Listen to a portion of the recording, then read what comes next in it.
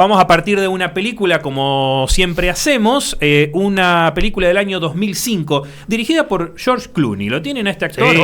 Un actorazo. Capo. Pero pocos lo tienen por ahí en su etapa de director. Les debo decir que como director es mucho mejor artista que como actor. Y me animo a decirlo. Sí, pero como director ha sorprendido a muchos. Mirá. En el año 2005 dirigió una película que se llamó Buenas noches y buena suerte. Peliculón absoluto que cuenta la contienda mediática entre Edward Murrow, un representante de la televisión de los años 50, un gran presentador, periodista, productor, en contra del senador Joseph McCarthy. Bueno, hay una cuestión ahí con el macartismo que ahora vamos a brevemente mencionar.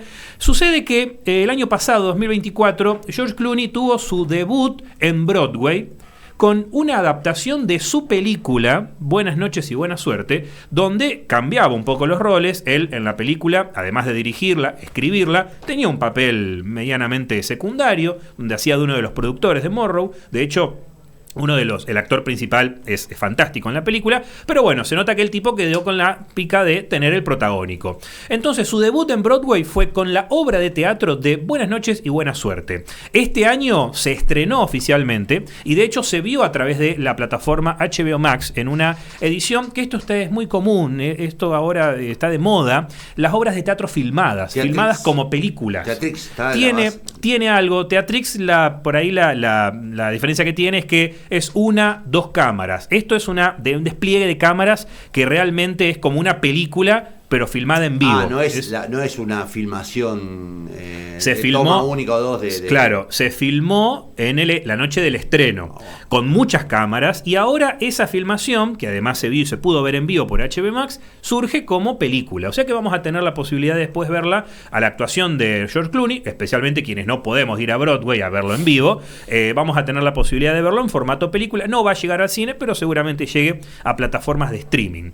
En este mini micro que tenemos de Héroes o Sabandijas, donde analizamos un poco el cine inspirado en la figura de los periodistas, en la labor periodística, me pareció interesante hablar de esta película cuyo eje central, como muchas personas han pensado que la película defiende al comunismo, cuando en realidad la película es un alegato muy importante a la libertad de expresión y a la crítica, o a la denuncia, mejor dicho, a la denuncia pública a través de los medios, de qué sucede cuando se utiliza el aparato estatal, el aparato gubernamental, para perseguir a enemigos ideológicos. Recién mencioné a Joseph McCarthy. El macartismo es una etapa en la historia de Estados Unidos bastante oscura, aunque creo que de a poco estamos regresando a esa etapa, ¿no? La falta de evidencias para acusar al contrincante político, la utilización de estos sistemas solamente para acusar. Fíjense que el macartismo en realidad, este hombre medio que usurpó una lucha que en realidad no le pertenecía, porque la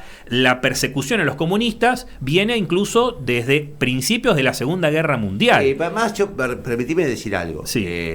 Era claramente anticomunista McCarthy y fue una campaña anticomunista de McCarthy de señalamiento, pero digamos, lo que hizo McCarthy no fue otra cosa que lo que hizo también cualquier dictadura de cualquier color en cualquier lugar del mundo, digamos, la opresión del sistema por sobre el pensamiento libre. Sin duda. Andá a hacer periodismo en la Venezuela de Maduro, andá a hacer periodismo en la Nicaragua de Ortega. Digo, la verdad es que el macartismo como tal está asociado al anticomunismo, pero en realidad es la opresión desde el Estado contra la libertad de expresión. Sin duda.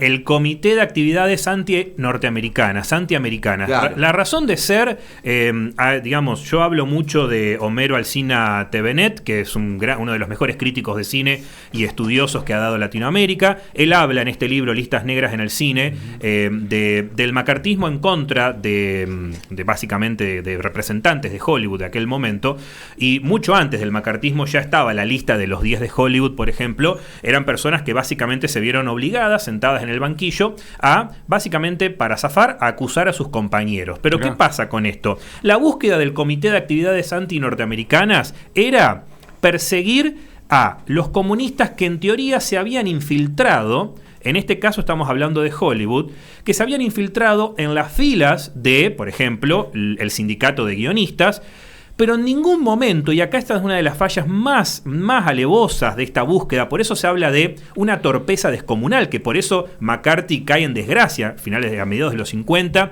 de hecho a él mismo lo censuran en un momento, en ningún momento se buscó demostrar cómo estas personas supuestamente comunistas filtraban la ideología comunista a través de guiones cinematográficos, actuaciones, presentaciones en vivo. O sea, en ningún momento se argumentó de que estas personas estaban intentando filtrar la ideología. Simplemente se señalaba, que encima se señalaba sin pretextos, porque la lista se generaba a partir de denuncias que en muchos casos eran denuncias falsas, amarillistas, que se tomaban simplemente de radio pasillo, ¿no? Secreto a voces. Pero en ningún momento se llevó a cabo una lista argumentativa de decir, bueno, demostramos que en esta película hubo una bajada de línea comunista o no comunista. Ojo, cuando hablamos de Edward Murrow y de su contienda, sabemos que los yanquis tienen una mirada respecto a su cine muy de héroes y villanos. O sea, o el periodista, y esto ha pasado desde la década de los 30, los 40 hasta el día de hoy. Cuando hablamos de periodistas en este caso, para los norteamericanos el periodista es un empleo público, es un servidor público. Entonces, o son villanos o son héroes. No hay como una línea entre medio. Estos personajes siempre están allá arriba o son lo peor de lo peor. En el caso de Buenas noches, buena suerte, Edward Murrow es, sin lugar a dudas, un héroe de George Clooney, aparentemente, porque el tipo es una especie de Don Quijote, ¿no? Con espada, y ahí batallando en contra de lo que él considera la censura por parte del Estado. Me parece que el gran error de McCarthy fue meterse con la milicia norteamericana, acusar que dentro de los militares norteamericanos había infiltrados comunistas. Le salió caro porque quedó públicamente demostrado que estaban acusando gente sin tener siquiera la más mínima prueba. Estamos hablando de un escenario posguerra. Sí, muy complejo. Que empieza a discutirse la Guerra Fría. Entonces el escenario era cómo se distribuían en aquel momento Estados Unidos y Rusia, más la intermediación de Europa, el poder. Con lo cual ahí empieza una persecución. Hay mucho cine y muchas series norteamericanas que están basadas en este pensamiento. Todos los malos son rusos, todos los malos son comunistas. Digo, lo que McCarthy representa en todo caso es el huevo de una serpiente que duró muchísimos años, hasta el año 55, a él lo destituyen, sí, pero y creo que en el 57 muere. Pero el anticomunismo se mantiene como línea en el cine, digamos. Sí, y no nos vayamos tan lejos. Al día de hoy sigue habiendo personas que sostienen que el comunismo es un riesgo el peligro para el del mundo. comunismo. Bueno, claro. ayer lo dijo Trump. Por eso digo, o sea, ese cuento, ese verso de que el comunismo está ahí a la vuelta de la esquina, listo para volver a atacar y para manipularnos a todos, está siempre presente. Me parecía interesante hablar de esto. El gancho era esto de la película, obra de teatro que vuelve a ser película, y me parece interesante también cómo la película muestra el quehacer televisivo del periodismo, o sea, cómo se preparaban los informes, cómo ellos recibían el material por el cual luego ellos formaban esta suerte de informe televisivo para, bueno, hacerle la locución encima y comentar. Si esto fue así o no, eso quedará en la historia, ¿no? Pero el macartismo sí, da de qué hablar, da cuenta de muchas cosas, de muchas fallas en el sistema norteamericano. Creo que al día de hoy las listas negras continúan de otra manera. No son tan a nivel público, no son audiencias públicas como en el caso de las audiencias del macartismo. Sí concuerdo que el problema, si se quiere, proviene de mucho antes, ya de la década de los 30 hay una persecución importante al comunismo. Luego está esa alianza entre la Unión Soviética y los norteamericanos para acabar con el nazismo. Está la traición de los nazis a los rusos, en ese acuerdo, la invasión. Bueno, un panorama geopolítico de plenos cambios. Dentro de Norteamérica también ocurrieron muchas cosas en los años 40, ¿no? La expansión del Ku Klux Klan, un montón de partidos nacionalistas, también otros movimientos de izquierda que estaban medio alejados del comunismo propiamente dicho, pero la película, quiero aclararlo, no busca defender al comunismo como una ideología, sino que señala qué sucede cuando se utiliza este aparato del Estado y nadie se anima, y ahí es donde entra un poco la fantasía norteamericana, ¿no? Hace falta esa persona que se anime a alzar la voz y a utilizar los medios para dar batalla a los infames que están en el gobierno, y ahí es donde por ahí la película, el director, que también es el guionista, George Clooney, peca un poco de, quizás, de fanático de este personaje de Morrow, que sin lugar a dudas es un héroe, me parece. Y bueno, de hecho, él quería interpretarlo. Por eso, en la nueva versión, él lo interpreta.